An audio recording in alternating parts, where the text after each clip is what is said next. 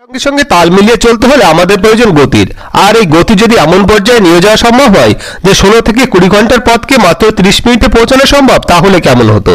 যদি এমন হতো যে ভারত এবং আমেরিকায় পৌঁছাতে সময় লাগবে মাত্র 30 মিনিট। শুনতে বিষয়টা আশ্চর্য লাগলেও এমনই এক ধারণা প্রকাশ করে বিশ্বকে তাক লাগিয়ে দিয়েছে টেসলা ও স্পেস এক্স কোম্পানির কো-ফাউন্ডার ইলন মাস্ক। সম্প্রতি ইলন মাস্ক এমন এক প্রযুক্তির কথা জানান যেটি বাস্তবায়িত করতে পারলে ভারত থেকে মার্কিন মুলুকের দূরত্ব কমে হবে 30 মিনিটের রাস্তা।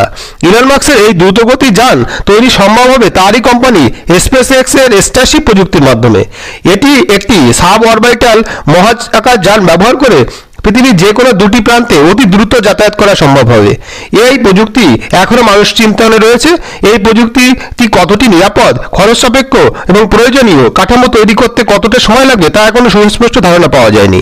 তবে কল্পবিজ্ঞান যেমন বাস্তব হয়েছে, এটিও বাস্তব রূপ নেবে বলে ইলন মাস্কের ধারণা।